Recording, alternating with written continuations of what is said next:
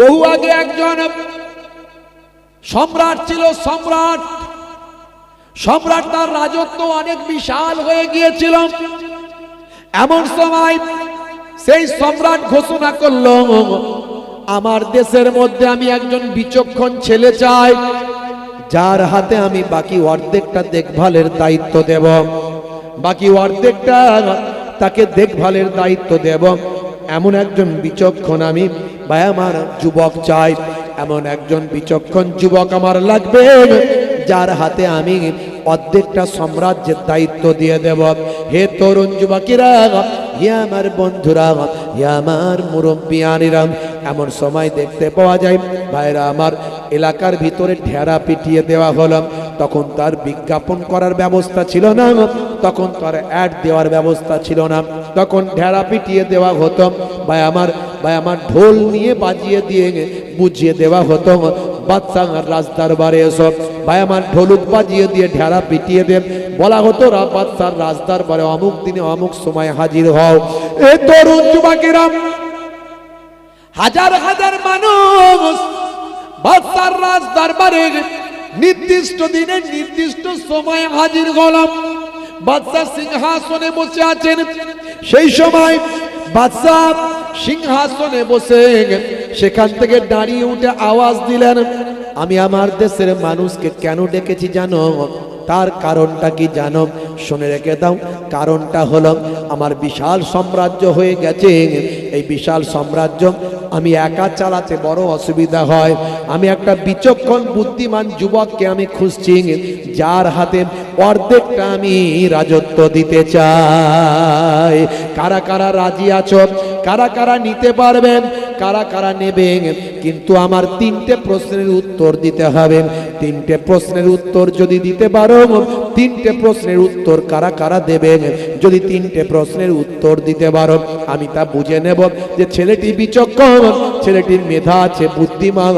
তিনটে প্রশ্নের উত্তর যদি দিতে পারো, আমি তাকে বিচক্ষণতা, তার চিন্তা ভাবনা করে তাকে আমি আমার দেশের মধ্যে আমার সাম্রাজ্যের অর্ধেকটার দায়িত্ব তার কাঁধে অর্পণ করব।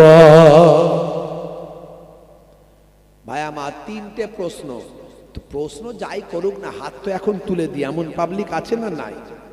জোরে বলেন। যদি ঠিক হয়ে যায় অর্ধেকটা তো রাজত্বের অর্ধেকটা পেয়ে যাব, তাই না? তো হাত এখন তুলে দিই। প্রশ্ন ঠিক না হলে, ভুল হবে, চলে আসবো, অসুবিধে কি আছে? অনেকজন হাত তুলে দিলাম, বহু যুবক হাত তুললো, আমরা আছি। বাদশা যা আপনা তিনটে প্রশ্ন করুন, উত্তর দেব। যদি ঠিক হয় তাহলে দেবেন রাজত্ব। বাদশা বললেন, দাঁড়াও, আমার কথা এখনো শেষ হয়নি। তিনটে প্রশ্নের উত্তর দিতে হবে। তার মধ্যে যদি একটা প্রশ্নেও ভুল হয়, তাহলে জল্লাদকে ডাকবো, সুলি কাটে দাঁড় করিয়ে তাকে ফাঁসি দিয়ে দেব। যারা হাত তুলেছিল তারা কি হাত তুলবে? সব হাত নামিয়ে নিল। যারা এগিয়েছিল সব ব্যাক টান, পেছন দিকে ব্যাক গিয়ারে, আর সামনের দিকে এগোয় না। বাপ, ভয়ঙ্কর কথা। ভুল তো হতেই পারে, তাহলে ফাঁসি বলে? হ্যাঁ, কেউ হাত তোলেনি, সব নামিয়ে নিয়েছে। বাদশা বলছে, কে আছে বলো? তিনটে প্রশ্নের উত্তর দেবে, নির্ভুল উত্তর দিতে হবে। আমার রাজত্বের অর্ধেকটা তাকে দেব। কে আছো বলো? কে আছো পারবে? কেউ হাত তোলে না। হে তরুণ যুবকেরা, পেছন দিক থেকে একটা যুবক হাতটা তুলে বলল, বাদশা জাহাপনা, আমি আপনার তিনটে প্রশ্নের উত্তর দেওয়ার জন্য রাজি হয়ে আছি। বাদশা বললেন, হে ছেলে, নিশ্চয় তো তুমি শুনেছ, একটা প্রশ্ন যদি ভুল হয়ে যায় জল্লাদ ডেকে তাকে ফাঁসি দেওয়া হবে। বলে, কোনো অসুবিধা নাই বাদশা জাহাপনা, আমার আগেও কেউ নাই, আমার পরেও কেউ নাই। আমি বেঁচে থাকলেও কারো খুশি হবার ব্যাপার নাই, আর আমি মারা গেলেও কারো দুঃখ হওয়ার ব্যাপার নাই। তাই আমি এই রিস্কটা, আমি এই চ্যালেঞ্জটা গ্রহণ করে নিতে পারি। বাদশা বলল, ঠিক আছে, তাহলে তাই হোক।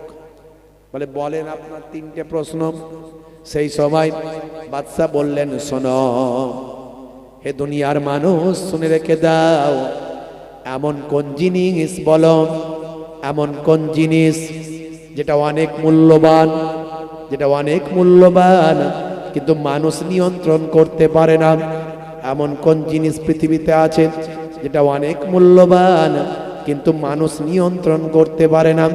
মানুষ নিয়ন্ত্রণ করতে পারে না এমন কোন জিনিস? হে তরুণ যুবকেরা, এটা হলো আমার 1 নাম্বার প্রশ্ন। 2 নাম্বার প্রশ্নটা শোনো, এমন কোন জিনিস আছে যেটা মানুষের থেকে শক্তিশালী কিন্তু মানুষ নিয়ন্ত্রণ করতে পারে? এটা হলো 2 নাম্বার। 1 নাম্বার হলো এমন কোন জিনিস যেটা অনেক মূল্যবান কিন্তু মানুষ নিয়ন্ত্রণ করতে পারে না, মানুষ সেটাকে নিয়ন্ত্রণ করতে পারে না। এমন অনেক মূল্যবান জিনিস যেটা মানুষ নিয়ন্ত্রণ করতে পারে না, এটা হলো 1 নাম্বার। 2 নাম্বার হলো এমন কোন জিনিস যেটা মানুষের থেকে শক্তিশালী কিন্তু মানুষ সেটাকে নিয়ন্ত্রণ করতে পারে, এটা হলো 2 নাম্বার। আর 3 নাম্বার হলো পৃথিবীর সবচেয়ে বড় সত্য কি আর পৃথিবীর সবচেয়ে ছোট বড় মিথ্যা কি? পৃথিবীর সবচেয়ে বড় সত্যটা কি আর পৃথিবীর সবচেয়ে বড় মিথ্যা কি? এই হলো 3টে প্রশ্ন। এই 3টে প্রশ্নের উত্তর যদি দিতে পারো, সবাই যদি মেনে নেয়, সবাই যদি বলে হ্যাঁ ঠিক হয়েছে, আমিও যদি বুঝতে পারি ঠিক হয়েছে, তাহলে আমার রাজত্বের অর্ধেকটা তোমায় দিয়ে দেব। প্রশ্নগুলো মনে হচ্ছে খুব সহজ, তাই তো নাকি? হ্যাঁ হুদা, মারাত্মক কঠিন, ভয়ঙ্কর কঠিন। আবার উল্টো পাল্টা হলি ফাঁসি, ছোটখাটো ব্যাপার নয়। তখন ছেলেটি বলল, বাদশা জাহাপনা, আপনি এক কাজ করেন, আমাকে একটা দ্রুতগামী ঘোড়া দেন আর কিছু সময় দেন, আমি উত্তর দেবো আপনার। পালিয়ে যাওয়ার ব্যাপার নয়, আমি চলে আসবো, আমি উত্তরটা আপনার দিয়ে দেবো, আপনি আমাকে একটা সময় দেন। আমি চাইছি আপনি যদি আমাকে 1 মাস সময় দেন খুব ভালো হয়, তা আমি ঠিক আপনার উত্তরটা এসে দিয়ে যাব। আর শুধু তো ঘোড়াটাই নিয়ে যাচ্ছি, পালানোর কোনো প্রশ্ন নাই। বাদশা বলল ঠিক আছে, ভাবনা চিন্তা করে বলল ঠিক আছে, তোমার কোনো অসুবিধা নাই, এই একটা অ্যারাবিয়ান দ্রুতগামী ঘোড়া দিয়ে দাও। আর মনে রাখবে, চ্যালেঞ্জ কিন্তু গ্রহণ করেছো, বাদশার সঙ্গে পাকামো করলে হবে না। এত মানুষের সামনে চ্যালেঞ্জ গ্রহণ করেছো, পালিয়েই বা যাবে কোথায়? দুনিয়ার যে মূল্য কি যাও না কেন, আমার সৈন্যরা খুঁজে নিয়ে আসবে, তোমাকে নিয়ে এসে ফাঁসিতে চড়িয়ে দেওয়া হবে। 1 মাস তোমাকে সময় চাইছো, দিয়ে দিলাম, যাও। হে তরুণ যুবকেরা, বন্ধুরা আমার শোনেন, সেই যুবকটি রাজ দরবার থেকে দ্রুতগামী ঘোড়াটা নিয়ে বেরিয়ে গেল। তার কিছুই নাই, ঘর নাই, বাড়ি নাই, এখানে ওখানে থাকে, এইভাবে জীবন যাপন করে। বাপ নাই, মা নাই, ভাই নাই, বোন নাই, বউ নাই, ছেলে নাই, একেবারে সে একা। হে তরুণ যুবকেরা, সেই যুবক ছেলেটি, ভাই আমার ছিমছিমে পাতলা যুবক ছেলেটি দ্রুতগামী ঘোড়াটা চেপে রাজ দরবার থেকে বেরিয়ে গেল। অনেকেই মনে করেছিল মনে হয় ছেলেটা আর কোনোদিন ফিরবে না। বাদশার বিশ্বাস ছিল যদি সে না ফেরে, আমার সৈন্য দিয়ে হলেও তাকে ধরে নিয়ে আসবো, কারণ বাদশার সঙ্গে পাইতারা চলবে না, বাদশার সঙ্গে ভাই আমার এই মস্করা চলবে না, বাদশার সঙ্গে এই রকম মজাক করা চলবে না। এর শাস্তি তাকে আমি দেব যদি সে নির্দিষ্ট সময়ের মধ্যে না আসে। 1 মাস তার হাতে সময় দেওয়া হলো। এই 1 মাস ধরে পৃথিবীর এদিক থেকে ওদিক পর্যন্ত তার যতটুকু ক্ষমতা ততটুকুর ভিতরে বিভিন্ন দিকে সে ঘোড়া নিয়ে ছুটে বেড়াতে লাগলো। যত বড় বড় পণ্ডিত, যত বড় বড় জ্ঞানী মানুষের সন্ধান পেল, তার কাছে গিয়ে হাজির হয়ে বলল, আমার 3টে প্রশ্নের উত্তর দিন, যা চাইবেন আমি আপনাকে তাই দেব। বড় বড় বিজ্ঞ পণ্ডিত জ্ঞানীগণী মানুষেরা প্রশ্ন শুনে মাথা খারাপ, বলে এর প্রশ্ন আবার উত্তর কি দেবো রে বাবা, এ কি প্রশ্ন আর কি বা উত্তর হবে? বড় বড় পণ্ডিত, গবেষক, বড় বড় রাইটার, অথার, তারা উত্তর দিতে পারছে না, তারা কেউ অ্যান্সার দিতে পারছে না। এবারে যত সময় কাছে আসছে, এবার ছেলেটি মরার ভয় পাচ্ছে। এতদিন বুক ফুলিয়ে বলছিল আমার আগেও কেউ নাই, পরেও কেউ নাই, আমি বাঁচি আর মরি কি আছে। এখন মৃত্যুর সময় যত এগিয়ে আসছে, মানে সময় যত কাছাকাছি হয়ে যাচ্ছে, এবারে কিন্তু সত্যি স্যার বুকটা ডিপ ডিপ করছে, মনে হয় আমার আর বাঁচা হবে না, আর বাবিদ কোথায় পালাবো, বাচ্চা ঠিক ধরে নিয়ে আসবে। হে তরুণ যুবকেরা, বন্ধুরা আমার শোনেন, হে আমার মুরব্বিয়ানেরা, হে যুবকেরা, আল্লাহ বলছেন বান্দারে, হে দুনিয়ার মানুষ শোনো, আল্লাযিনা উতুল ইলমা দারাজাত, তোমাদের মধ্যে প্রকৃত আহলে ইলম যারা, যাদের মধ্যে কোরআন হাদিসের জ্ঞান আছে, তারাই হলো সবচেয়ে বড় সম্মানিত ব্যক্তি। সবচেয়ে বেশি সম্মানিত ব্যক্তি হলো তারা, নেতা মন্ত্রীরা, মহারাজ, ডাক্তার, ইঞ্জিনিয়ার, ভাই আমার যত বড়ই পণ্ডিত হোক না কেন পৃথিবীতে, যাদের মধ্যে কোরআনের জ্ঞান আছে, যাদের মধ্যে হাদিসের জ্ঞান আছে, তারা হলো তোমাদের মধ্যে সবচেয়ে বড় জ্ঞানী মানুষ, তারাই হলো তোমাদের মধ্যে সবচেয়ে বেশি সম্মানীয়।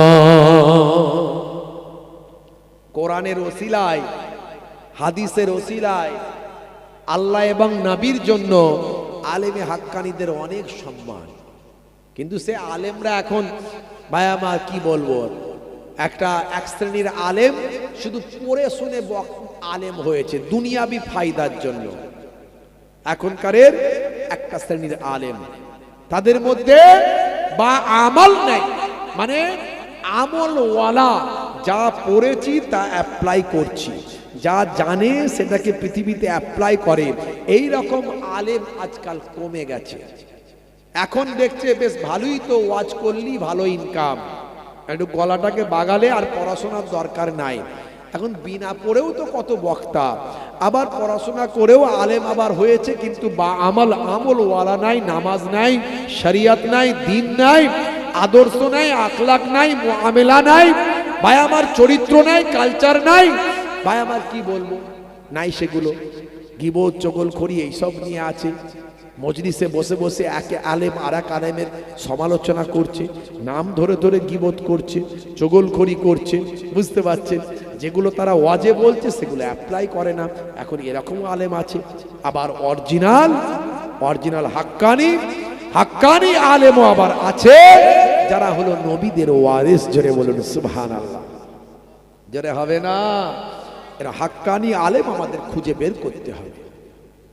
হে তরুণ যুবকেরা, হে আমার বন্ধুরা, আল্লাহর নবী বলেন, হে দুনিয়ার মানুষ শোনো, আনা খাতামান নবিয়িনা লা নাবিয়্যা বাদি, আমি হলাম শেষ নবী, আমার পরে আর কেউ নবী আসবে না।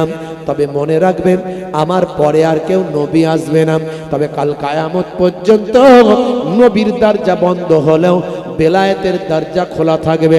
আল উলামা ও ওয়ারাসাতুল আম্বিয়া। হে তরুণ যুবকেরা, যারা আলেমে হাক্কানি হবে, যাদের মধ্যে ইলম থাকবে এবং সেই ইলম অনুযায়ী আমল থাকবে, হে তরুণ যুবকেরা, এরা হলো বা আমল আলেম, আমলওয়ালা আলেম। এই সমস্ত আলেমরা হলো, শুনে রেখে দাও, জেনে রেখে দাও, হে দুনিয়ার মানুষ শোনো, এরা হলো নবী না এলেও এরা হলো নবীদের বংশধর। কিয়ামত পর্যন্ত নবীদের বংশধর আসতে থাকবে। মান যারা আলেমান ফাকান্নামা যারানি, যে আলেমে হাক্কানির সঙ্গে জিয়ারত করলাম, মোলাকাতটা করলাম, আল্লাহর নবী বলেন সে যেন আমি দয়ার নবীর সঙ্গে মোলাকাত করলাম। মান সাফা আলেমান ফাকান্নামা সাফানি, যে আলেমে হাক্কানির সঙ্গে মুসাফাটা করলাম, সে যেন আমি দয়ার নবী আমার সঙ্গী মুসাফা খানা করলাম। হে তরুণ যুবকেরা, হে আমার বন্ধুরা, হে আমার মুরব্বিয়ানেরা, আল্লাহর নবী বলেন, মান যারা আলিমান ফাকান্নামা যারানি, মান সাফা আলিমান ফাকান্নামা সাফানি, মান জালাসা আলিমান ফাকান্নামা জালাসানি, যে আলেমে হাক্কানির মজলিসে গিয়ে বসলো, আলেমে হাক্কানির মজলিসে গিয়ে বসলো, সে যেন আমি দয়ার নবী আমারই মজলিসে এসে বসলো। ভাইরা আমার, তরুণ যুবকেরা আমার, মুরব্বিয়ানেরা আমার, শুনে রেখে দিন বাবা, জেনে রেখে দিন বাবা। হে মুসলমান, আল্লাহর কোরআনের ইলমের অনেক দাম, নবীর হাদিসের ইলমের অনেক দাম। সন্তানদেরকে আলেম বানান, সন্তানদেরকে হাফেজে কোরআন বানান। আমি তাই গর্ব করে বলি 24 পরগনা ছিল বলে পশ্চিমবঙ্গের প্রত্যেকটা কম বেশি মসজিদে 24 পরগনার আলেম হাফিজরা সেখানে গিয়ে মুসলমানদের দিন শেখাচ্ছে। 24 পরগনা আছে বলে সবচেয়ে বেশি, পশ্চিমবঙ্গের সবচেয়ে বেশি 24 পরগনায় আলেম হাফিজের আল্লাহ কারখানা বানিয়েছে। আর এখান থেকেই সবচেয়ে বেশি আলেম হাফিজ, যারা বলেন সুবহানাল্লাহ। আল্লাহ করে প্রত্যেকটা ঘরে একটা করে আলেম হাফিজ তৈরি করে। অনেক মর্যাদা, অনেক সম্মান, অনেক আল্লাহ ইজ্জত দিয়েছেন আলেম হাফিজদের। তারা হলো সবচেয়ে বেশি সম্মানিত ব্যক্তি, যারা বলেন সুবহানাল্লাহ। ভাইরা আমার, তরুণ যুবকেরা আমার, হে আমার মুরব্বিয়ানেরা, কোরআনের ইলমটাই হলো সবচেয়ে বড় ইলম, হাদিসের ইলমটা হলো সবচেয়ে বড় ইলম। কোরআনের মধ্যে কি নাই ভাই আমার? সাহিত্য আছে, কোরআনের মধ্যে আছে গ্রামার, কোরআনের মধ্যে আছে সাহিত্য, কোরআনের মধ্যে আছে ম্যাথামেটিক্স, কোরআনের মধ্যে আছে ফিজিক্স, কোরআন মাজিদের মধ্যে আছে সায়েন্স, কোরআন মাজিদের মধ্যে আছে ফিলোসফি, কোরআন মাজিদের মধ্যে আছে হিস্ট্রি। কোরআন মাজিদের মধ্যে কি না হে তরুণ যুবকেরা, কোরআন মাজিদ একটা কিতাব, সেই কিতাব থেকে ব্যাখ্যা করে সেখান থেকে তার নির্যাসটাকে বের করার জন্য এক একটা অধ্যায় তৈরি হয়েছে, এক একটা ইনস্টিটিউট তৈরি হয়েছে। কোরআন মাজিদকে সামনে রেখে একটা ব্যাখ্যার লাইব্রেরি হয়েছে, ব্যাখ্যার একটা ইনস্টিটিউট হয়েছে ভাই আমার। সেটা হলো তাফসীর ডিপার্টমেন্ট, একটা ডিপার্টমেন্ট হয়ে গেছে, একটা ইউনিভার্সিটি হয়ে গেছে, একটা ইনস্টিটিউট হয়ে গেছে, একটা ভাই আমার পাঠ তৈরি হয়েছে। হে তরুণ যুবকেরা, কোরআন মাজিদের ভিতরে যে হিসাব নিকাশ আছে, হে যুবকেরা, সেখান থেকে ম্যাথামেটিক্স তৈরি হয়েছে ভাই আমার, ল তৈরি হয়েছে, হিসাব নিকাশ তৈরি হয়েছে, ফারাইজ তৈরি হয়েছে ভাই আমার। তরুণ যুবকেরা, আমার মুরব্বিয়ানেরা, বন্ধুরা আমার, তরুণ যুবকেরা আমার, মুরব্বিয়ানেরা, শুনে রেখে দিন বাবা ভাই আমার, দোস্ত আমার, পিতার সম্পত্তি থেকে পুত্র কতটা পাবে, কন্যা কতটা পাবে, নিখুঁত হিসাব সেখানে দেওয়া আছে কোরআন মাজিদ থেকে ভাই আমার। সেখানে একটা ডিপার্টমেন্ট হলো ফারাইজের ডিপার্টমেন্ট, অর্থাৎ অঙ্কের হিসাবের ডিপার্টমেন্ট, ম্যাথের ডিপার্টমেন্ট, ফারাইজের ডিপার্টমেন্ট তৈরি হয়ে গেল। হে তরুণ যুবকেরা, পুত্র কতটা পাবেন, কন্যার কন্যা কতটা পাবেন ভাই আমার, দোস্ত আমার। এই যে সম্পত্তির হিসাব নিকাশ ভাই আমার একটা ম্যাথ ডিপার্টমেন্ট তৈরি হলো।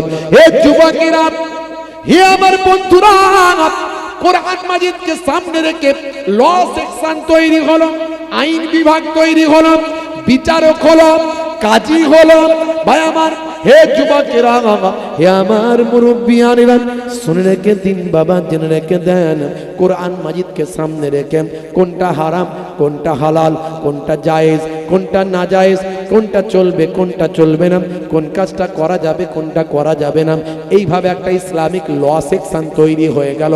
আলাদা একটা ইউনিভার্সিটি হলো, আলাদা একটা দপ্তর তৈরি হলো, আলাদা একটা ভাই আমার আলাদা একটা সেক্টর তৈরি হয়ে গেল।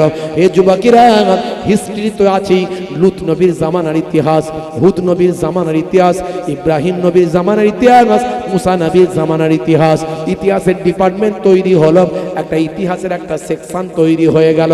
বিজ্ঞান সায়েন্স যদি খোঁজেন, সায়েন্সের ডিপার্টমেন্ট তৈরি হলো কোরআন মাজিদকে সামনে রেখে। হে তরুণ যুবকেরা, উদাহরণ একটা দিক, বেশি উদাহরণ আপনাদের মাঝখানে দেব না।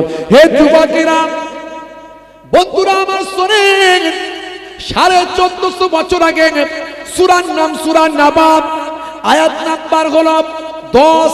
এই 10 নাম্বার আয়াতে যাবেন, আমার আল্লাহ বলছেন, হে দুনিয়ার মানুষ শোনো, আমি আল্লাহ তাআলা তোমাদের জন্য ঘোষণা করি, ওয়া জাআলনাল লাইলা লিবাসা, রাতকে আমি তোমাদের জন্য পোশাক বানিয়ে দিয়েছি।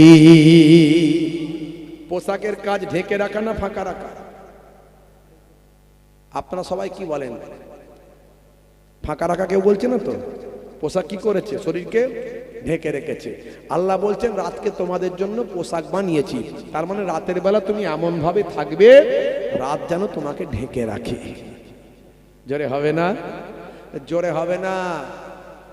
আর ডাইরেক্ট নবী পাকও বলেছেন যখন তুমি ঘুমাতে যাবে আলোটা বন্ধ করে দেবে, মানে অন্ধকারে ঘুমাবে। 1450 বছর আগের কথা ভাবুন। আমি এত কথা বলছি তো একটা উদাহরণ দিচ্ছি, সব উদাহরণ দিতে পারবো কিন্তু সে সময় তো আমার নাই। অল্প কথা বলতে হবে, কাজ অনেক বেশি, তাই না? অল্প কথায় অনেক কথা বোঝাতে হবে। এখনো 3টে প্রশ্নের মধ্যে দিয়ে যে কি আছে সেটা তো পরে বোঝাতে হবে। তো প্রশ্ন আছে রেখে দিয়েছি, তার মাঝখানে সময় খুব কম, আমাকে আবার অনেক কথা বলতে হবে।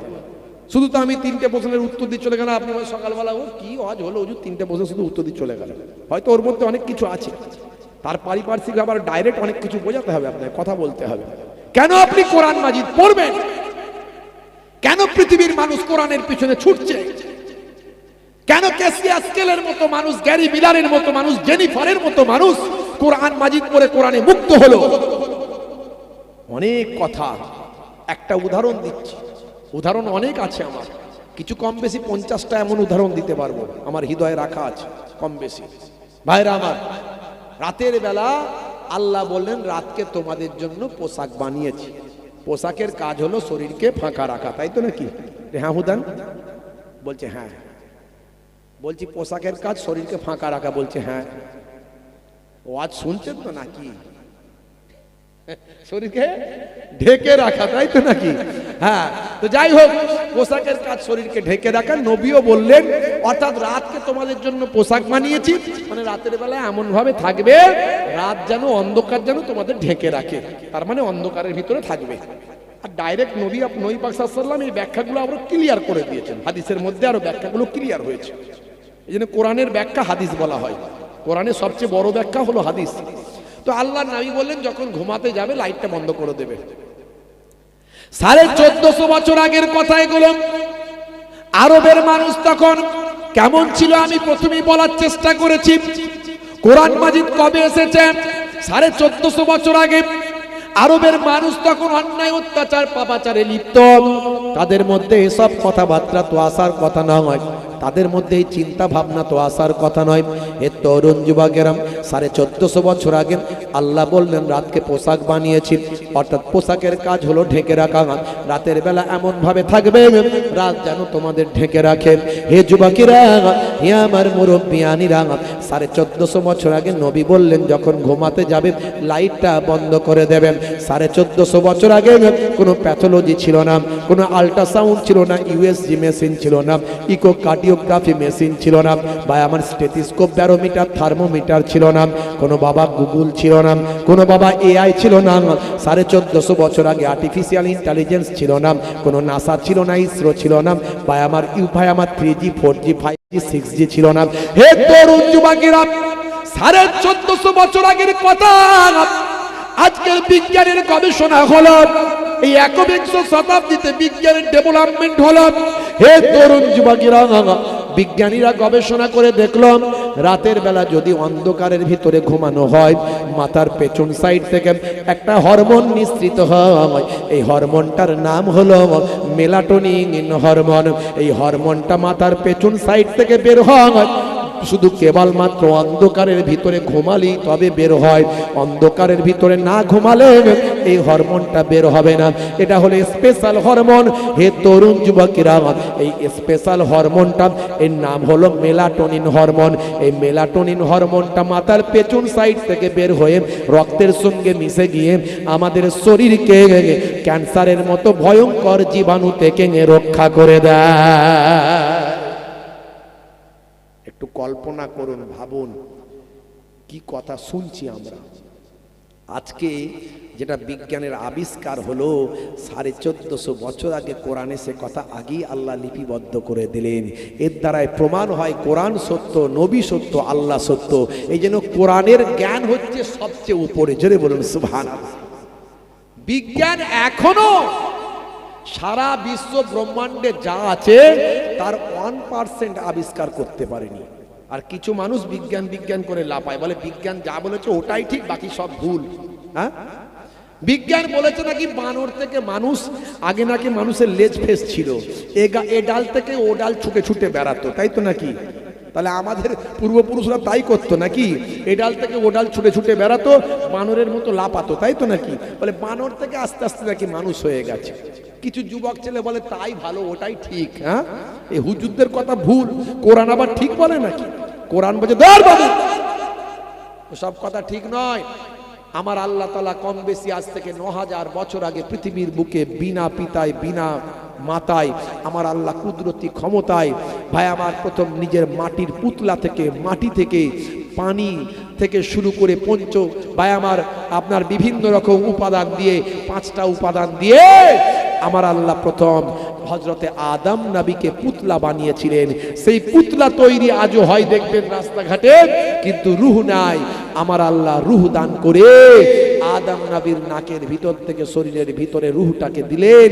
পরবর্তীকালে অনেক ঘটনা, সেই রূহটা দিয়ে আমার আল্লাহ আদম নবীর জন্মদান করে দিলেন। জোরে হবে না ভাইরা আমার? জান্নাতে তৈরি করেছিলেন আমার আপনার নবী হযরতে আদম আলাইহিস সালাতু ওয়াস সালামকে, আদি পিতা। পৃথিবীর বুকে আমার আল্লাহ পাঠালেন আজ থেকে কম বেশি ৯০০০ বছর আগে, জান্নাত থেকে বের করে দিলেন। ইতিহাস বলছে। হে তরুণ যুবকেরা, হে আমার বন্ধুরা, এই জন্য কোরআনের ইলম সবচেয়ে বড় ইলম। হে যুবকেরা, সেই কোরআনের জ্ঞান একটু অর্জন করুন। বাচ্চা বেলায় একটু সন্তানদের কোরআনের ইলম দিন, কোরআনের জ্ঞান দিন। তারপর আপনার ছেলেটাকে ডাক্তার করুন, মাস্টার করুন, বা আমার হায়ার এডুকেটেড করুন, আইএস আইপিএস ডব্লিউবিসিএস অফিসার করুন। এই কয়েকদিন আগে আপনারা দেখেছেন হায়দ্রাবাদের ছেলেটা, নাম হলো মুস্তাফা হাসমি, বাচ্চা বেলায় হাফেজে কোরআন হয়েছিল, আল্লাহর কোরআন মাজিদটা মুখস্থ করেছিল। তারপর তার মেধা, তার ভাই আমার স্মরণ শক্তি, তার তীক্ষ্ণ ব্রেন আমার আল্লাহ এত মজবুত করেছিলেন, প্রথম চান্সেই সে মেডিকেলে চান্স পেল এবং খুব সহজে ডাক্তার হয়ে গিয়েছিল। এমবিবিএস ডাক্তার হওয়ার পরে তার মনে হলো, তার কনফিডেন্স এত বেড়ে গেল, বয়স অল্প অবস্থায় হাফেজ হয়েছে, আবার ডাক্তারও হয়েছে। এবার তার মনে হলো আমি আইপিএস অফিসার হব, ডব্লিউবিসিএস পরীক্ষা দেব।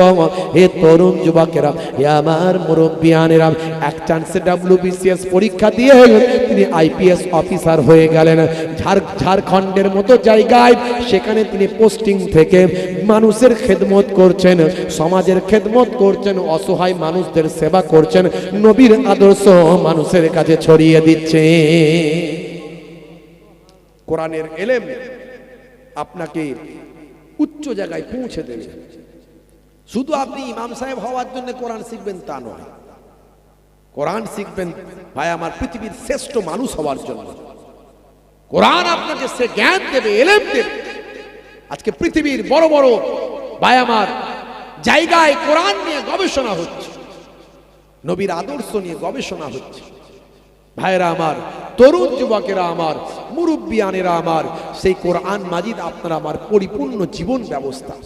ঘুম থেকে ওঠা থেকে ঘুমাতে যাবেন, একদম ফার্স্ট আর্লি থেকে ইন্ডিং পর্যন্ত, একদম স্টার্টিং থেকে ইন্ডিং পর্যন্ত, শুরু থেকে শেষ পর্যন্ত, সকালে ঘুম থেকে ওঠে ঘুমাতে যাওয়া পর্যন্ত, এই যে আপনার 24 ঘন্টা আপনি কিভাবে কাটাবেন, কিভাবে চলবেন, প্রত্যেকটা সময় কিভাবে কাটাবেন, সব কোরআন এবং হাদিসের মধ্যে লিপিবদ্ধ আছে। পৃথিবীর আর কোন কিতাবে আছে আমাকে বলেন, আর কোন গ্রন্থে আছে আমাকে বলেন। কেসিয়াস গেলে বলেছিলেন, শোনো আমি বিশ্ব হেভিওয়েট 3বার চ্যাম্পিয়ন, মুষ্টিযোদ্ধায় 3বার চ্যাম্পিয়ন। পৃথিবীর মানুষ আমার খেলা দেখার জন্য কোটি কোটি টাকা খরচ করে, কিন্তু আমি কালো কৃষ্ণাঙ্গ, এই জন্য তারা আমাকে নেগলেক্ট করে, ঘৃণা করে, তুচ্ছ করে। আমার মনে বড্ড কষ্ট ছিল, কিন্তু আমি যখন পড়তে পড়তে পেলাম মহানবী সাল্লাল্লাহু আলাইহি ওয়াসাল্লাম 1450 বছর আগে তার একজন ফলোয়ার শিষ্য ছিল আমার মতো কালো, আমার থেকেও বড় কালো, তো তার বিয়ে হচ্ছিল না। মহানবী বললেন, শোনো মানুষ হিসাবে সবাই সমান, কালো চামড়ার সাদা চামড়ার মধ্যে কোনো পার্থক্য নাই, একমাত্র যার কাজ কর্ম এলেম আমল বেশি সে আল্লাহর দরবারে সম্মানিত বেশি। তাই গায়ের রং কালো সাদার মধ্যে কোনো পার্থক্য নাই, মানুষ হিসেবে সবাই সমান।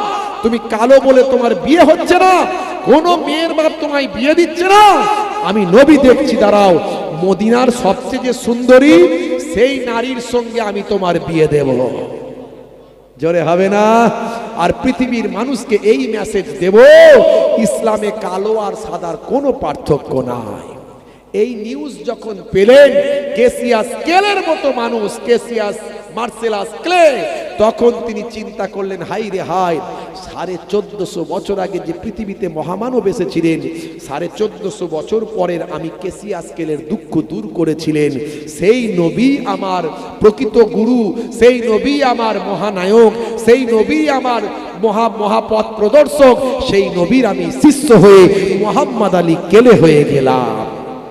দেখেছেন ইসলামে কি নাই? আপনি কেমন করে খাবেন, শুবেন, হাঁটবেন, চলবেন, কথা বলবেন। আপনার একজন বড় অধ্যাপিকা, অমুসলিম অধ্যাপিকা, তিনি বিবৃতি দিচ্ছেন, তার বিবৃতিটা আমি শুনেছি। তিনি বলছেন, আমি কেন নবীর শিষ্যা হলাম? আমি এই জন্যই হলাম, আমার দুঃখ দুর্দশা 1450 বছর আগে আমার নবী দূর করে দিয়েছেন। আমি একজন অধ্যাপিকা, আমি একজন গবেষক, আমি বিভিন্ন ছোটখাটো বিষয় নিয়ে একটু ডিপলি চিন্তা করি। আমি সবসময় কষ্ট পেতাম যখন আমি কাউকে আমার মনের দুঃখটা বলতাম। আমি দেখেছি কয়েক মুহূর্তের মধ্যে আমি আমার কথা শেষ করিনি, তার আগেই সে তার কথা বলা শুরু করেছে। অর্থাৎ আমার দুঃখ কেউ কমপ্লিট শুনছি না। আমার কষ্টটা কারো কাছে শেয়ার করে মনটাকে একটু হালকা করব, কিন্তু আমি শুধু জাস্ট বলা শুরু করেছি, কয়েক মুহূর্ত পরেই সে কথা বলা শুরু করেছে। অর্থাৎ আমার কথা শুনতে কেউ রাজি নয়, কেউ রাজি নয়, কেউ কারো কথা শুনতে রাজি নয়। আপনি একটু দেখবেন, আপনার মনের কথা কাউকে শোনান, ভাই জানিস তো শরীরটা একদম ভালো নয়, মন মানসিকতা একটু খারাপ, পরিস্থিতিটাও খারাপ, একটু বলেন।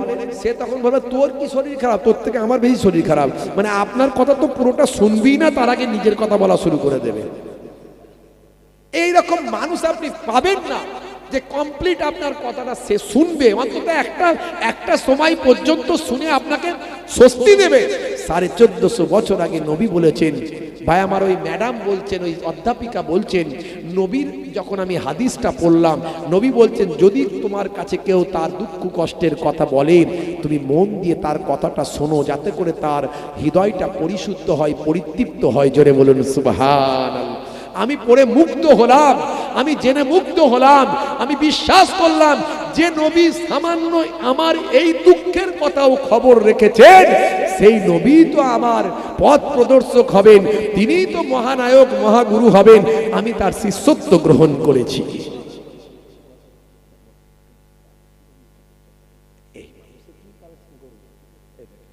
কথা তো শেষই হলো না, তাহলে কি হবে এখন? আমি পরে ভাইকে দিয়ে সময় লেগে যাবে, সময় আমার তো, তাহলে কথাগুলো আর বলা হবে না, কি করবো? কালেকশনের মধ্যে একটা পরিস্থিতি আছে, একটা সেই তৈরি করতে হয়। সেগুলো মুখে বললি লোককে দেবে না, লোকে বললি দেবে না, এটা সঙ্গে সঙ্গে। আমি তখন ভাইরা বলছি না, আমি বললাম ভাইকে দিয়ে করুন, বলে দিয়েছিলাম তখন। দরুদ শরীফ আল্লাহুম্মা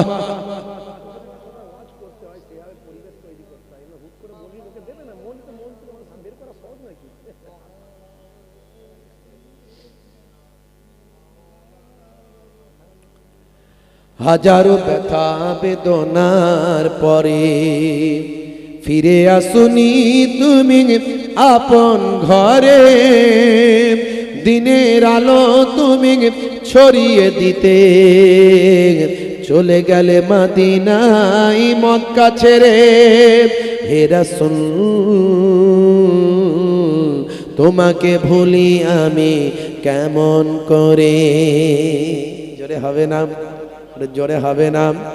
খে না খে দিন প্রচারের কাজে নিজেকে দিয়েছ বিলিয়ে, তাই ফের কাফেরেরা চিনল নাই আলো, দুষ্ট ছেলেদের পিছু দিল লেলিয়ে, পাথরের আঘাতে ক্ষত বিক্ষত হয়ে সারা শরীর থেকে রক্ত ঝরে। হে রাসূল তোমাকে ভুলি আমি কেমন করে। জোরে হবে না, আর জোরে হবে না। হেরার গুহায় তোমারই ধ্যান, আসমান থেকে নামে আল কোরআন। হেরার গুহায় তোমারই ধ্যান, আসমান থেকে নামে আল কোরআন। ভাঙলো সবার ভুল তোমারই পরে, আসলো কোরআনের ছায়া তলে। খালিদ ওমর আলী আবু বকর ইসলামী ঝান্ডা নিল যে তুলে। আল আমিন তুমি ছিলে যে সদা সকল মানুষের তরে। হে রাসূল তোমাকে ভুলি আমি কেমন করে। হে রাসূল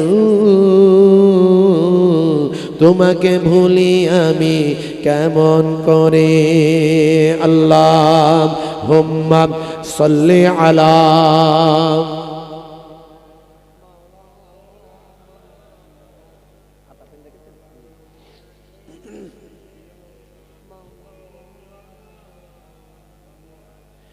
হে তরুণ যুবকেরা, হে আমার বন্ধুরা, হে আমার মুরব্বিয়ানিরা, শুনে রেখে দিন বাবা। এমন সময় ছেলেটির হাতে সময় কম, সংক্ষেপে বলি, লম্বা চওড়া নয়, বেশ ভাই আমার আর মাত্র কয়েকটা দিন বাকি আছে, হাতে গোনা কয়েকটা দিন মাত্র বাকি আছে। ছেলেটি ধরে নিল আমার প্রশ্নের উত্তর হয়তো কেউ দিতে পারবে না, আমি বড় ভুল কাজ করে ফেলেছি, কেন আমি চ্যালেঞ্জটা গ্রহণ করলাম। আমার কিছু নাই ঠিক আছে, কিন্তু আমার জীবন তো মূল্যবান, আমি মরতে তো চাই না। ছেলেটি বড় কষ্ট পেল, দুঃখ পেল, মরুভূমির উপর ভ্রান্তভাবে ঘুরতে শুরু করলাম। বিভ্রান্তের মতো ঘুরতে ঘুরতে মরিচিকার মতো একটা ছোট্ট কুঁড়ে ঘর দেখতে পেলাম। হে তরুণ যুবকেরা, সেই কুঁড়ে ঘরটার দিকে যতটা যায় যেন মনে হয় ঘরটা আরো পিছিয়ে চলে যায়। অনেক দূর যাওয়ার পরে দেখে সত্যি কুঁড়ে ঘরের সামনে এসে হাজির হলাম। এসে দেখে হাই রে হাই, এসেছিলাম বড় আশায় যদি এখান থেকে আমার উত্তরটা পাওয়া যায়। এসে দেখেন একজন বৃদ্ধ মানুষ, একজন দরবেশ মানুষ, উস্কো খুস্কো চেহারা, কুঁড়ে ঘরের সামনে বসে বসে একটা পাত্রেতে তার দুধ আছে, সেই দুধটাই একবার বিড়ালকে খাওয়ায়, একবার নিজে সেখান থেকে খায়, একবার পোষা বিড়ালকে খাওয়ায়, একবার নিজে সেখান থেকে খায়। হায় রে হায়, বিড়ালের সঙ্গে যে খাবার খায় এরকম উস্কো খুস্কো মানুষ আমার প্রশ্নের উত্তর দিতে পারবে না। ঘোড়া থেকে নামতে গিয়ে মনে মনে করছে আর নামবো না, চলে যায় বলে আবার চলে যেতে যাচ্ছে। কিন্তু ওই দরবেশ মাথা নিচু করেই বসেছিলেন, সেখান থেকে আওয়াজ দিয়ে বলেন, হে যুবক, এলে যখন চলে যাচ্ছ কেন? নামো, কথা বলো, চলে যাচ্ছ কেন? বলে বাপরে বাপ, এ তো আমার দিকে ভালো করে তাকায়নি, কিন্তু দেখে নিয়েছে, বুঝে নিয়েছে, দেখি কি হয়, দেখি কি অবস্থা, বলে নামলো। নেবে ছেলেটি গিয়ে বলেন, হে দরবেশ সাহেব সালাম নেবেন। আদব জানালো, সালাম দিল, দিয়ে বলে দরবেশ আমি বড় বিপদের মধ্যে আছি। সব কথা খুলে বলল। ভাইরা আমার, তরুণ যুবকেরা আমার, দরবেশকে জানালো আমি বড় আশায় এসেছি দরবেশ সাহেব, যদি আমার 3টে প্রশ্নের উত্তর আপনি দিতে পারেন, আপনি যা চাইবেন আমি সেটা আপনাকে দেব। আমি অর্ধেকটা রাজত্বের আমি মালিক হয়ে যাব, তারপর সোনা দানা জায়গা জমি সম্পত্তি যা চাইবেন আপনাকে দেব। সেই সময় হে তরুণ যুবকেরা, দরবেশ সাহেব বলেন, শোনো, তোমার 3টে প্রশ্নের উত্তর আমি তো দিতে পারবো, কিন্তু আমি একসঙ্গে দেব না। তবে তোমাকে 3টে প্রশ্নের উত্তর যদি তুমি চাও, তোমাকে অনেক ত্যাগ স্বীকার করতে হবে, অপেক্ষা করতে হবে, সময় আরো বাড়াতে হবে, যাও যাও, তোমার 1 নাম্বার প্রশ্ন যেটা আছে তার উত্তরটা আমি বলে দিচ্ছি। এত সহজ প্রশ্ন পৃথিবীর কোনো মানুষ তোমাকে দিতে পারলো না। এত বড় বড় পণ্ডিতের কাছে গেছো, তারা কিন্তু দিতে পারলো না। শোনো, তোমার সহজ প্রশ্নের উত্তরটা আমি তোমাকে দিই। হে বাবা ছেলে শোনো, তোমার 1 নাম্বার প্রশ্ন ছিল এমন কোন জিনিস, যে জিনিস খুবই মূল্যবান কিন্তু কেনা যায় না, কিন্তু কেনা যায় না। এত মূল্যবান জিনিস পৃথিবীর মানুষ কেউ তাকে কিনতে পারবে না। এটা কোন জিনিস? হে যুবক শুনে রেখে দাও, যাও তোমার বাচ্চাকে গিয়ে বলবে এই জিনিসটা হলো যা অনেক মূল্যবান কিন্তু কেনা যায় না। এটা হলো সময়, এটা হলো টাইম, এটা হলো ওয়াক্ত। যাও যাও যাও, যা গিয়ে তোমার বাচ্চাকে বলে দেবে টাইম হলো অনেক মূল্যবান, সময় হলো অনেক মূল্যবান, কিন্তু সময়কে কেউ কিনতে পারে না। তখন ছেলেটি আনন্দিত হলো, আরে বাপ রে বাপ, আমার তো উত্তর সঠিক দিয়েছে। বলে দরবেশ সাহেব শুক্রিয়া শুক্রিয়া, ধন্যবাদ, আলহামদুলিল্লাহ, আপনি যা চাইবেন তাই আপনাকে দেব। তো আর দুটো বলেন। বলে আর দুটো হবে না। বলে সর্বনাশ, আর দুটো হবে না মানে? বলে হ্যাঁ, এই একটা গিয়ে আগে বলে তুমি বাচ্চার কাছ থেকে আরো টাইম বাড়িয়ে নাও, সময় বাড়িয়ে নাও। চলে গেল বাচ্চার কাছে। বাচ্চা সেখানে বসে আছেন, এতগুলো দিন পার হয়ে গেছে, ছেলেটি আসেনি। হে তরুণ যুবকেরা, হে আমার মুরব্বিয়ানিরা, সবাই আনন্দিত হলো। বাচ্চার সামনে গিয়ে সালাম দিয়ে আদব জানিয়ে বলল, বাচ্চা সালামাত, আপনার 1 নাম্বার প্রশ্নের উত্তর নিয়ে এসেছি। বলে কি উত্তর? বলে আপনি বলেছিলেন যে এত মূল্যবান, পৃথিবীর সবচেয়ে বেশি মূল্যবান, অথচ তাকে কেনা যায় না, কোনো মানুষ কিনতে পারে না। সবচেয়ে বেশি মূল্যবান জিনিস কিন্তু তাকে কেনা যায় না, সেটা কি? সেটা হলো সময়। আপনার অ্যান্সারটা হবে সময়, আপনার অ্যান্সারটা হবে টাইম। বাদশা সালামাত আনন্দিত হলো, তুমি ঠিক বলেছ। সবাই সভা পরিষদের সবাই বলল ঠিক বলেছ। বাকি প্রশ্নের উত্তর কই? বলে বাকি প্রশ্নের উত্তর কিছুদিন সময় লাগবে, আপনাকে আমার সময়টা কিছুদিন বাড়িয়ে দিতে হবে। বাদশা সালামাত বলল, যাও যাও, তোমার সময় আরো কিছুদিন বাড়িয়ে দিলাম, অতদিন পর্যন্ত, এই টাইম পর্যন্ত তোমার সময় দেওয়া হলো। তবে মনে রাখবেন, একটাও যদি উত্তর ভুল হয় ফাঁসি কাস্টে তোমায় ঝোলাবো। বাদশা বলল, ছেলেটির বুদ্ধি আছে, ঠিক উত্তর নিয়ে এসেছে বটে। ভাই আমার, আবার বেশ কয়েকটা দিন কেটে গেল, আবার দরবেশের কাছে গিয়ে হাজির। দরবেশের কাছে খুব সংক্ষেপে আমি বলছি, ছোট করে বলছি, একদম লম্বা চড়া নয়, শর্টকাটে বলছি। দরবেশ সাহেব ভাই আমার আনমনে বসে বসে কি যেন পড়ছেন, কি যেন করছেন। গিয়ে সালাম দিয়ে দরবেশকে বললেন, দরবেশ সাহেব আমি এসে হাজির হয়েছি, বেয়াদবি গুস্তাকি মাফ করবেন, আমার 2 নাম্বার প্রশ্নের উত্তরটা দেন। 2 নাম্বার প্রশ্নের উত্তরটা দিলে বড় খুশি হব, আর আপনি যা চাইবেন আপনাকে দেব। দরবেশ বলেন, আমার কিছু চাওয়ার নাই, আমার কিছু পাওয়ারও নাই। আমি বাবা ফকির ফোকারা দরবেশ মানুষ, তো দেখতেই পাচ্ছ কোথায় আছি। তোমার উত্তরটা হলে তুমি স্বস্তি পাবে, তুমি আনন্দিত হবে, তুমি খুশি হবে। যাও, তোমার 2 নাম্বার প্রশ্ন ছিল মানুষের থেকে শক্তিশালী, মানুষের থেকে শক্তিশালী, কিন্তু কেউ তাকে নিয়ন্ত্রণ করতে, মানুষ তাকে নিয়ন্ত্রণ করতে পারে।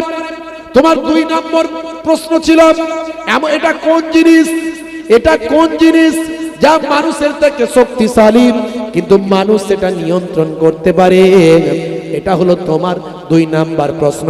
মানুষের থেকে শক্তিশালী কিন্তু মানুষ কন্ট্রোল করতে পারে কোন জিনিস, এটা তুমি প্রশ্ন করেছিলে। যাও হে বাবা যুবক, তোমার এই প্রশ্নের উত্তর হলো নাফস। আমাদের শরীরের ভিতরে যে নাফস আছে, সেই নাফস হলো মানুষের থেকে শক্তিশালী। একটা বিশাল বড় ব্যক্তিত্ব সম্পন্ন মানুষকে ধ্বংস করে দিতে পারেন এই নাফসের মোহে পড়ে, নাফসের নির্দেশ শুনে, নাফসের খেয়ালে সে নিজের জীবনকে ধ্বংস করলাম। ভাই আমার, ধুলোর সঙ্গে মিশে গেল, মাটির সঙ্গে বিলীন হয়ে গেল। আকাশচুম্বী সম্মান কয়েক মুহূর্তে ধ্বংস হয়ে যাবে যদি নাফসের কথা অন্যায় পথে ধাবিত হয়ে যায়। নাফস পায় আমার বিরাট শক্তিশালী, কিন্তু মানুষ ইচ্ছা করলে সেই নাফসকে কন্ট্রোল করতে পারে। যেমন নাফসকে কন্ট্রোল করে আল্লাহর ওলিরা হয়েছে। যাও গিয়ে বাদশা সালামতকে বলো যে আপনার 2 নাম্বার প্রশ্নের উত্তর পেয়েছি। বলে হুজুর আর একটা প্রশ্নের উত্তর বলে দিলে তো মিটেই যেত, তার তাড়াতাড়ি তো সমস্যা মিটে যেত। না, এত সহজে তুমি উত্তর পাবে না। আবার চলে গেল, আবার 2 নাম্বার প্রশ্নের উত্তর দিল, তারা সবাই খুশি হয়ে গেল। বাদশা সালামত খুশি হয়ে বলল, তুমি তো ঠিক বলেছো, এই ছেলের তো বুদ্ধি আছে, ট্যালেন্ট আছে, ঠিক কোথা থেকে উত্তর জোগাড় করে নিয়ে আসছে, মনে হয় অর্ধেকটা রাজত্ব তুমিই পাবে মনে হয়। সেও খুব আনন্দিত হলো। ভাইয়েরা আমার, তরুণ যুবকেরা আমার, তবে মনে রেখো একটা প্রশ্ন বাকি আছে, ভুল হলে ফাঁসিতে ঝুলতে হবে। বাদশা সালামত আবার হুঙ্কার দিলেন, আবার দ্রুত গতিতেও ভাই আমার ওই অ্যারাবিয়ান ঘোড়া নিয়ে চলে গেলেন। আবার কয়েকটা দিন পরে আবার দরবেশের সামনে এসে দেখেন দরবেশ ভাই আমার আবার দুধটা এক চুমুক নিজে খাচ্ছেন, এক চুমুক তার পোষা বিড়ালকে খাওয়াচ্ছেন, এক চুমুক নিজে খাচ্ছেন, এক চুমুক তার পোষা বিড়ালকে খাওয়াচ্ছেন। এমন সময় বললেন, এ বাবা ছেলে নামো, এখানে এসো, 3 নাম্বার প্রশ্নের উত্তর নিতে এসেছো, ঠিক আছে উত্তর তুমি পাবে, কিন্তু উত্তর পাওয়ার আগে এই যে আমরা যে দুধ খাচ্ছি এই দুধটা তুমি আগে ভালো করে খেয়ে নাও।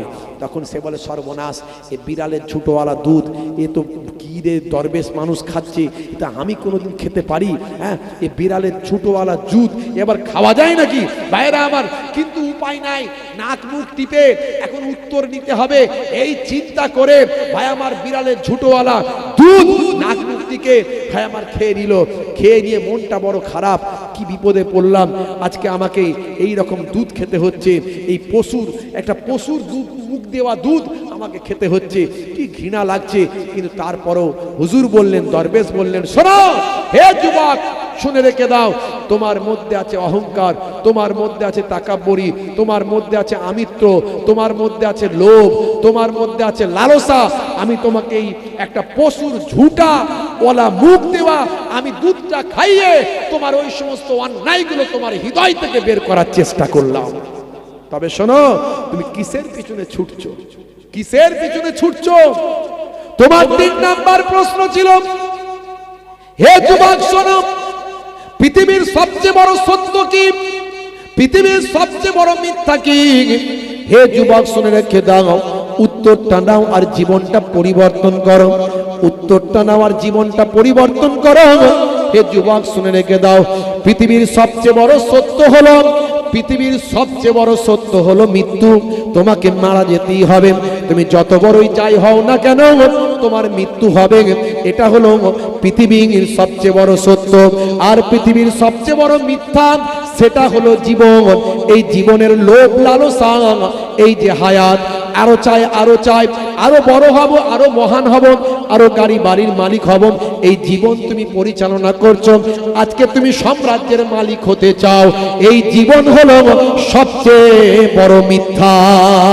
হে যুবক শোনো, তুমি সাম্রাজ্যের মালিক হয়ে যাও, কিন্তু তুমি মিথ্যার দিকে ছুটে চলেছো। ছেলেটির মনটা খারাপ হয়ে গেল, তাই তো কথা, কবে মরে যাব গ্যারান্টি নাই, কিন্তু আমি সাম্রাজ্যের জন্য ছুটছি, আমি ক্ষমতার জন্য ছুটছি, আমি রাজত্বের জন্য ছুটছি, অর্ধেকটা পাবো বলে আমি ছুটে বেড়াচ্ছি, অথচ এটা তো চরম মিথ্যা। আমি এখনই বেঁচে আছি, এখনই মারা যেতে পারি, সব আমার শেষ হয়ে যাবে, আমার সব সাম্রাজ্য শেষ হয়ে যাবে। মনটা বড় খারাপ। হুজুরের আদর্শে মুগ্ধ হলেন, হুজুরের আখলাকে মুগ্ধ হলেন, দরবেশের আখলাকে মুগ্ধ হলেন। দরবেশের কাছে মনটা খারাপ করে বসে রইলেন। দরবেশ বললেন, যাও, যা করবে পরে সিদ্ধান্ত তোমার, সিদ্ধান্ত তোমার হাতে, কিন্তু বাদশা সালামতকে তোমার উত্তর দাও, না হলে সে তোমার প্রাণ নিয়ে নেবে। যাও, প্রাণ নেওয়ার মালিক আল্লাহ, কিন্তু তোমাকে ফাঁসি কাস্তে ঝোলাবে। যাও, চলে যাও, বাদশা সালামতকে উত্তর দাও। চলে গেলেন। বাদশা সালামতকে গিয়ে বললেন, বাদশা সালামত, সালাম নেবেন, আপনার শেষ প্রশ্ন উত্তর নিয়ে এসেছি। বলেন, এসেছো ফিরে? ভেবেছিলাম হয়তো আসবে না, হ্যাঁ আমি পালাবো না বলেছিলাম, আমি আপনার কাছে এসেছি, তবে আপনার শেষ প্রশ্নের উত্তরটা শুনুন। হে বাদশা জাহাপনা, আপনার 3 নাম্বার প্রশ্ন ছিল, পৃথিবীর সবচেয়ে বড় সত্যটা কি আর পৃথিবীর সবচেয়ে বড় মিথ্যাটা কি? শুনে রেখে দেন হে বাদশা সালামত, 3 নাম্বার প্রশ্নের উত্তর হলো, পৃথিবীর সবচেয়ে বড় সত্য হলো মানুষের মৃত্যু, আর পৃথিবীর সবচেয়ে বড় মিথ্যা হলো মানুষের জীবন। হে তরুণ যুবকেরা, মৃত্যু আমাদের অবধারিত হবে। কখন মৃত্যু হবে কেউ জানে না, এটা সদা সত্য, সবচেয়ে বড় সত্য। এ সত্যের কাছে আর কিছু নাই। আর সবচেয়ে বড় মিথ্যা, মানুষ জীবন নিয়ে সবসময় ব্যতিব্যস্ত থাকে। জীবনের মোহে মানুষ ছুটে বেড়ায়, জীবনের মোহে মানুষ মরীচিকার মতো দৌড়ায়। জীবনকে সুন্দর করার জন্য মানুষ কত না কত কিছু করে। এটাই হলো সবচেয়ে বড় মিথ্যা। কখন মানুষ মারা যাবে কেউ সেটা জানে না। বাদশা সালামত বলল তোমার উত্তর সঠিক, সবাই মেনে নিল। বাদশা সালামত এমন সময় নিজের গলা থেকে ভাই আমার মতির হারটা খুলে ছেলেটির গলায় যখন দিতে যাবে, ছেলেটি বলল বাদশা সালামত আপনার প্রশ্নের উত্তর দিয়েছি, এখন আর আমার এসব কিছু লাগবে না। বলে কি বলো? অর্ধেকটা রাজত্ব তোমাকে দেব। তখন বাদশা সালামত বলছেন, যখন ছেলেটি বলে ও বাদশা জাহাপানা অর্ধেকটা রাজত্ব আমার আর লাগবে না, আমার জীবন জিন্দেগি বদলে গেছে, জীবন হলো সবচেয়ে বড় মিথ্যা, সেই জীবনের পেছনে আমি আর ছুটতে চাই না।